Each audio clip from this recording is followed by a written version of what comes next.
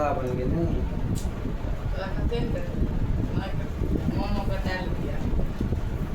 बहुत प्यारी नानी थे। चल आज आप लोग का इस क्लास 6 के ज्योग्राफी का लास्ट क्लास, ठीक। महासागर लोग सारा खत्म हो गया था ना। Yes sir. तो आज लास्ट क्लास होगा ज्योग्राफी क्लास 6 का। पूरा बहुत बेसिक सिखाए थे क्या, और उन लोगों का टेस्ट हो जाएगा सैटरडे को, ठीक। चलो आज लास्ट क्लास में पढ़ते हैं। वैसे ये लास्ट क्लास में तुम लोग जानते ही होगा, हम पता है, हम पहले भी बता चुके हैं, लिखते भी और समझते हैं क्लास को।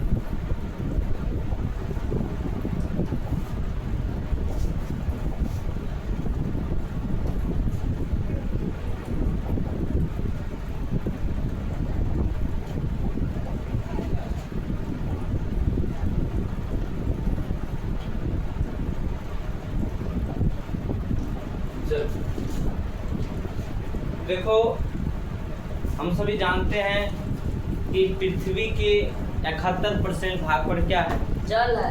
जल है, और 29% भाग पर क्या है, नाइट्रोजन, पानी। पानी, ठीक है। और 29% भाग पर भूस्थल, भूस्थल क्या है, भूस्थल, और 71% भाग पर पानी। फिर भी हम लोग पानी की समस्या से जूझते रहते हैं, परेशान रहते हैं, और खरीद कर पानी भी पीते हैं, नहीं। यस। यही होता है जब वो जो 20 रुपया में 1 लीटर पानी देता है, वो जानते हो कौन सा कंपनी क्या रहता है, बिसलरी, क्या कहते हो, बिसलरी कंपनी। जब बिसलरी कंपनी पानी बना रहा था तो उनको लोग क्या कहता था, जानते हो, कहता कि जिस देश में लोग दूध नहीं खरीदता है उस देश के लोग पानी खरीदेगा, उसको कहता था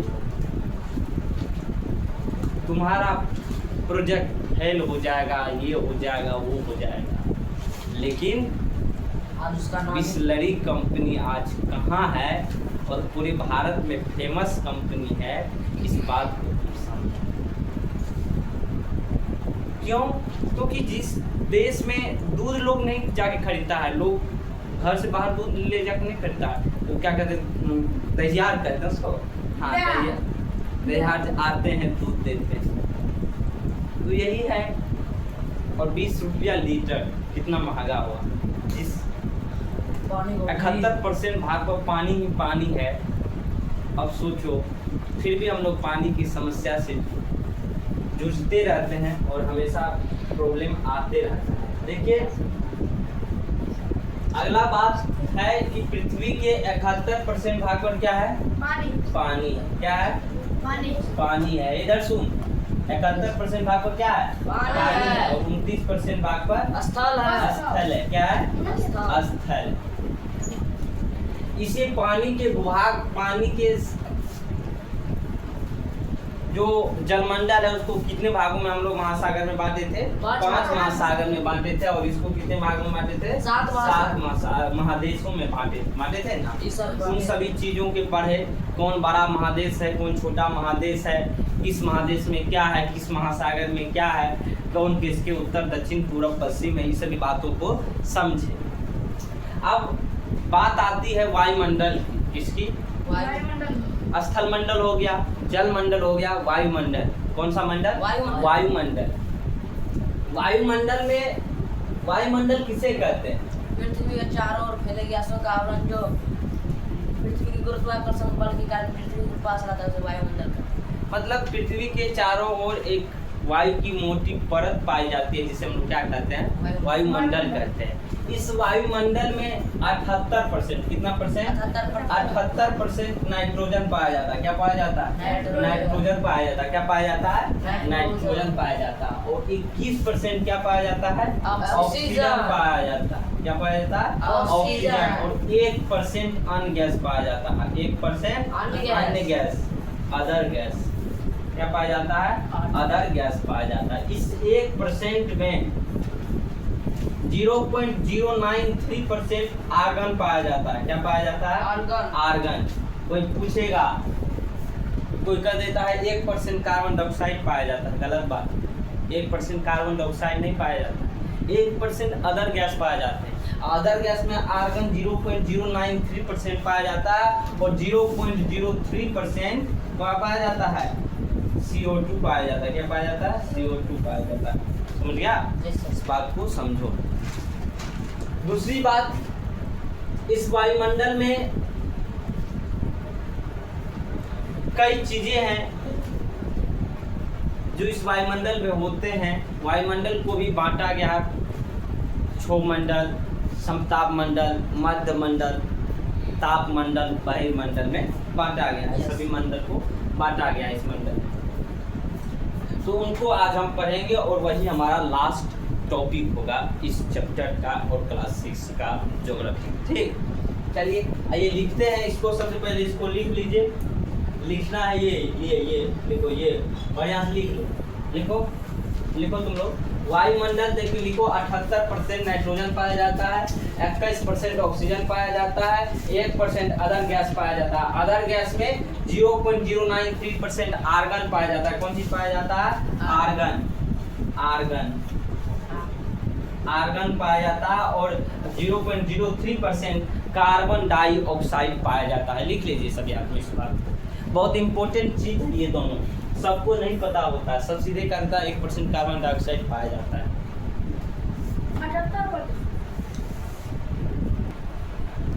चलो लिख लिया, अब अगला लिख। सर हो गया?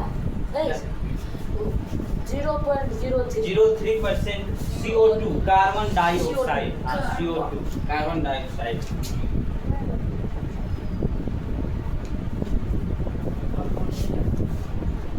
लिखना है वायुमंडल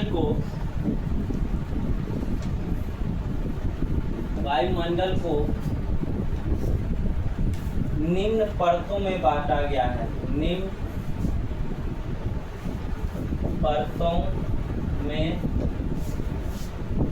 बांटा गया है।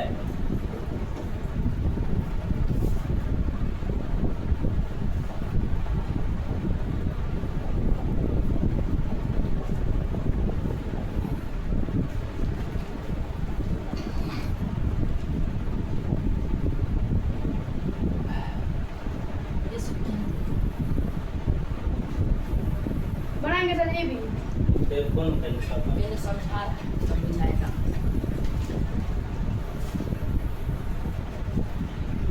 ये है क्षोभ मंडल। कौन सा मंडल? क्षोभ मंडल।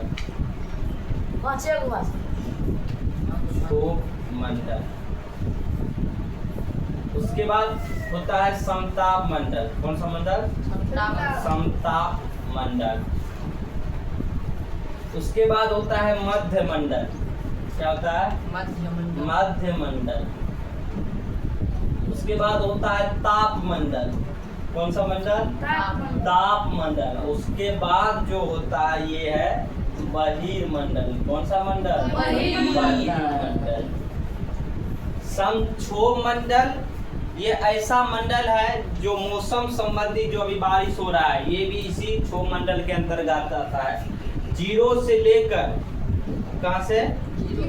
0 से लेकर 50 किलोमीटर तक को क्षोभ मंडल कहते हैं। क्या कहते हैं? क्षोभ मंडल। 0 से लेकर 50 किलोमीटर तक को कौन सा मंडल कहते हैं? क्षोभ मंडल। 50 से लेकर 80 किलोमीटर तक के क्षेत्र को समताप मंडल कहते हैं। क्या कहते हैं? समताप मंडल। हवाई जहाज, एरोप्लेन अगर उड़ता है तो समताप मंडल से होकर ही उड़ता है। किस होकर? समताप मंडल से। इसलिए इसे वायु जहाज उड़ाने वाला मंडल भी कहा जाता है। क्षोभ मंडल में इसमें क्या होगा? जितना भी मौसम संबंधी घटना होगा इसी क्षोभ मंडल में होगा। इसी में बारिश हो, ओलावृष्टि हो, ठंडी हो, गर्मी हो, वो सभी किस मंडल में आता है? क्षोभ मंडल में आते हैं। मध्य मंडल। मध्य मंडल में रेडियो वगैरह जो प्रसारण होता है, मोबाइल वगैरह का जो ये यूट्यूब फेसबुक दिस दैट 9-13 चलता है, इस सब मध्य मंडल का कमाल है। इस मंडल का मध्य मंडल, यहीं से सैटेलाइट छोड़ा जाता है और इसी मंडल से पूरे चीजों का प्रसारण किया जाता है, इसी मंडल से। तापमंडल में ये एक ऐसा मंडल है, अगर इससे ऊपर जाते हैं तो बहुत गर्मी बढ़ता है। क्या बढ़ता है? बहुत गर्मी बढ़ता है। वायुमंडल, इसके बाद जो भी गैस है, जो भी चीज है, वायुमंडल के बाद वो बहते रहता है, हेलते, समझता है, हेलते रहता है, वही हेलते रहता है। इसके बाद वो नीचे नहीं गिरता, यहीं तो गुरुत्वाकर्षण काम करता है। इसके बाद गुरुत्वाकर्षण खत्म हो जाता है, जिसके बाद वो तैरते रहता है हवा में। आर्गन गैस हो और कोई गैस हो, वो हवा में तैरते रहता है इस बहिर्मंडल में, समझ गया? और तुम लोग, अच्छा, हम जैसे जैसे ऊपर जाएं तो गर्मी बढ़ेगी कि घटेगी, पहले बताओ। गर्मी बढ़ेगी सर। जल्दी बताओ। बढ़ेगी नहीं सर, घटेगी। काहे घटेगी? आप बढ़ेगी तो काहे बढ़ेगी? जैसे जैसे हम ऊपर जाएं, छत पे जाएं तो गर्मी बढ़ेगी घटेगी? बढ़ेगी। और ऊपर जाए बढ़ेगी कि घटेगी? अगर बढ़ रही है तो हिमालय पर्वत पर बर्फ क्यों जमा है? वहाँ पे कहाँ पे जम जाता है? सर उधर सर्दियों का सीधा। अब कारण तो समझते हैं। देखो, जैसे जैसे ऊंचाई बढ़ती है,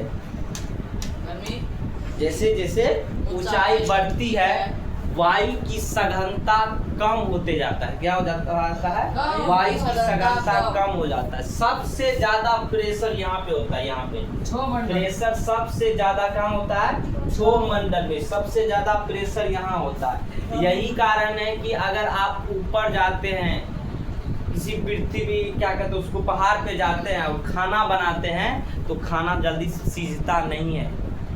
और यहाँ पे जल्दी इसलिए सीज जाता है क्योंकि यहाँ पे वायु का प्रेशर बहुत अधिक है। अगर प्रेशर ज्यादा तो टेम्परेचर कम।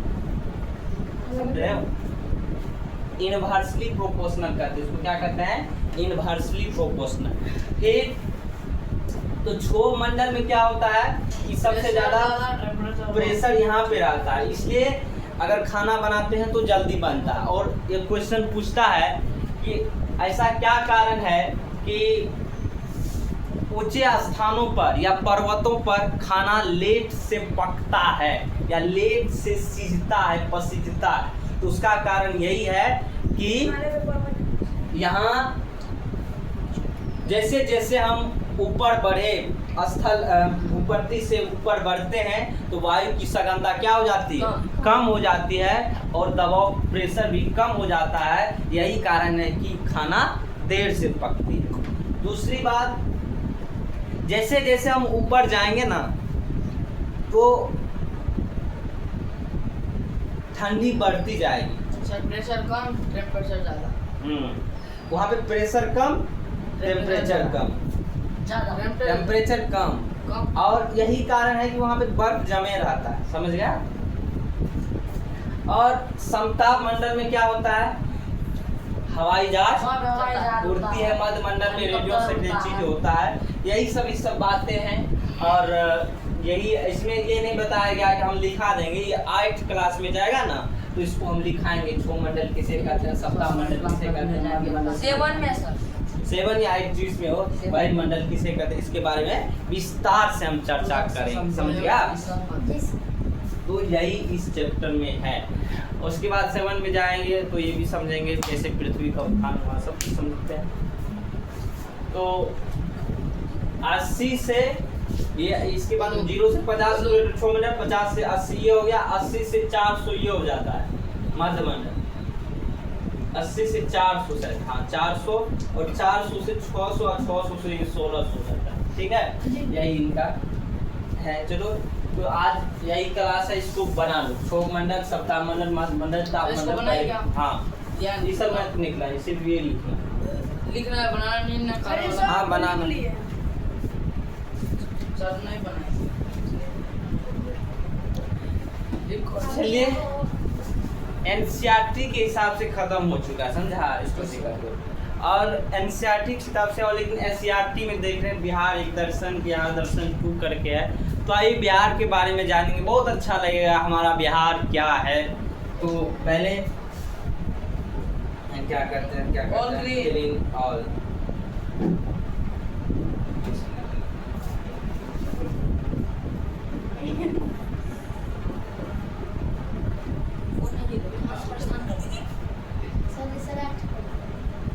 तो एक नहीं होगा सर होगा सर जी कोई अथी पे लिख लीजिए सेलेक्ट में डाल के उसको अच्छी से अच्छा से बना लीजिए। वहाँ पे सर जी पे लिख लीजिए। कहाँ आराम से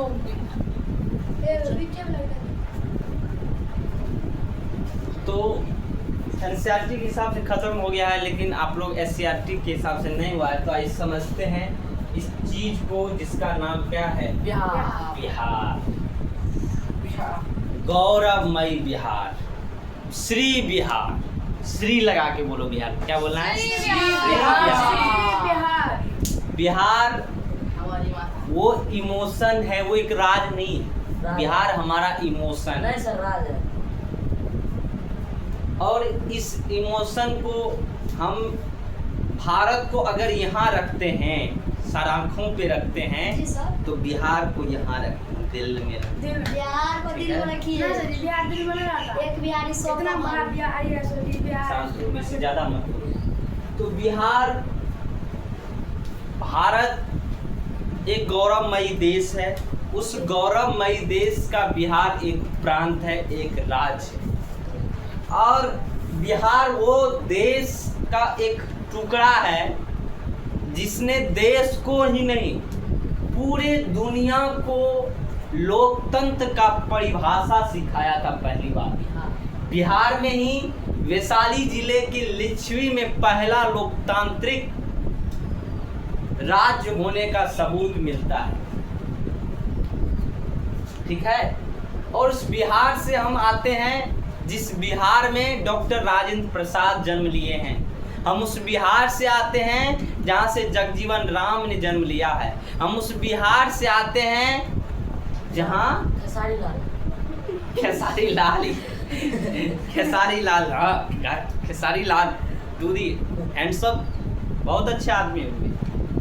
हम उस बिहार से आते हैं जो सिंगर नहीं, हम उस बिहार से आते हैं जो दुनिया को छठ पर्व नामक एक चीज का, छठ पर्व नामक एक महोत्सव का नाम देता है, पहचान देता है। और छठ पर्व हमारे लिए पर्व नहीं है, हमारा इमोशन है, हमारी सभ्यता और संस्कृति की पहचान। बिहार, हम उस बिहार से आते हैं डॉक्टर राजेंद्र प्रसाद जहाँ जन्म लिए थे। हम उस बिहार से आते हैं जहाँ बाबू जगजीवन राम ने जन्म लिया था। हम उस बिहार से आते हैं जहाँ अशोका द ग्रेट ने जन्म लिया। हम उस बिहार से आते हैं जहाँ पे पहला लोकतांत्रिक राज होने का सबूत मिला था। हम उस बिहार से आते हैं जहाँ पे महात्मा गांधी पश्चिम चंपारण में आकर देश का पहला देश को आजाद कराने वाली पहली लोकतांत्रिक लड़ाई लड़ी गई थी। वो पश्चिम चंपारण उस बिहार से आते हैं। बिहार हमारे देश का एक टुकड़ा नहीं, दिल, धड़कन, दिमाग, फेफड़ा, गुर्दा सब कुछ। इसलिए हैंड्स ऑफ हमारे श्री बिहार को। आइए, बिहार, एक बिहारी 100 का भारी सिर्फ खाने में नहीं होता है, लड़ाई में नहीं होता। एक बिहारी 100 पे भारी है। और यही बिहार है जो आर्यभट्ट को जन्म दिया था।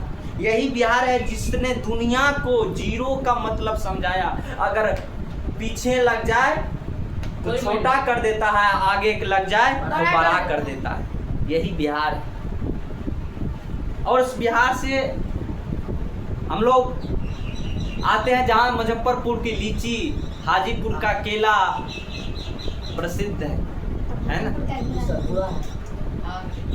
हम उस बिहार से आते हैं जो दुनिया को बौद्ध धर्म का मतलब समझाया, जैन धर्म का मतलब समझाया। हम उस बिहार से आते हैं जहाँ गौतम बुद्ध, भगवान बुद्ध, महावीर ने जन्म लिया। हम उस बिहार से आते हैं जहाँ संपूर्ण क्रांति की नारा देने वाले जयप्रकाश नारायण का जन्म हुआ। हम उस बिहार से आते हैं जो छात्र आंदोलन को नेतृत्व करने वाले जयप्रकाश नारायण का बिहार है। इसलिए हम सभी को श्री बिहार करना चाहिए। बिहार, श्री बिहार। और हम उस बिहार से भी आते हैं जो वसुधैव कुटुंबकम को माना है, हम उस बिहार से आते हैं जो सर्वधर्म संभव को माना है, पूरे परिवार पूरे पृथ्वी को अपना परिवार माना है। हमारे बिहार में कोई कहीं से आ जाए कोई मतलब नहीं। आइए सबका स्वागत है, अतिथि देवो भव। हम उस बिहार से आते हैं, तो ऐसे बिहार के बारे में आज जानने का प्रयास करेंगे। चलिए जानते हैं बिहार के बारे में। सर बिहार में एक बार बढ़िया से देखते हैं। देखो, बिहार भारत का एक राज्य है और उस बिहार में 38 जिले हैं। कितने जिले हैं? 38 जिले हैं। और 38 जिले 9 प्रमंडल है। कितने प्रमंडल है? 9 प्रमंडल है। बिहार में कुल कितने जिले हैं? 38 जिले हैं, 9 प्रमंडल है, 534 प्रखंड है। कितने प्रखंड है? 534 प्रखंड है, 9 प्रमंडल है। कितने प्रमंडल है? 9 प्रमंडल है। 38 कितने जिले हैं? 38 जिले हैं। अनुमंडल सर कितने? चुप ज्यादा 104। 9 प्रमंडल, 38 जिले और 534 प्रखंड है। ठीक है। और बिहार की राजधानी कहाँ है? पटना। बिहार की राजधानी कहाँ है? पटना है। बिहार की राजधानी पटना।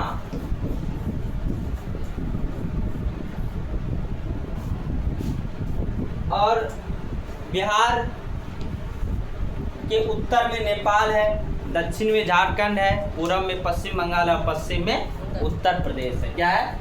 उत्तर में क्या है? उत्तर में नेपाल है। उत्तर में क्या है? नेपाल है। दक्षिण में क्या है? झारखंड है। क्या है? झारखंड है। पूर्व में क्या है? पश्चिम बंगाल। पश्चिम बंगाल है। पूर्व में क्या है? पश्चिम बंगाल है। और पश्चिम में क्या है? उत्तर प्रदेश। उत्तर प्रदेश है। कौन सा प्रदेश है? उत्तर प्रदेश, जिसे हम यूपी कहते हैं। यूपी कहते हैं। ठीक है, तो यही है। और बिहार के बारे में और क्या जानेंगे? बिहार के पटना जिला में बहुत सारे जैसे गोलघर है, संजय जैविक उद्यान है, तारामंडल है, संग्रहालय है, पुस्तकालय है, बहुत खान सर है। चलो यही है बिहार के बारे में। और क्या जानेंगे? देखते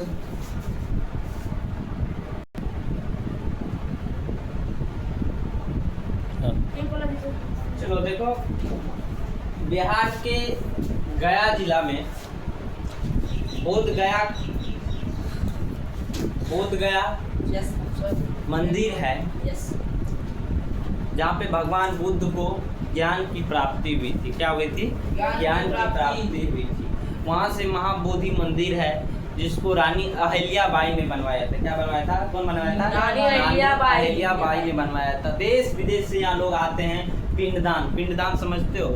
मरने के बाद पिंडदान किया जाता है। ठीक है, तो वो पिंडदान करने के लिए आते हैं लोग वहाँ पे महाबोधि मंदिर के पास।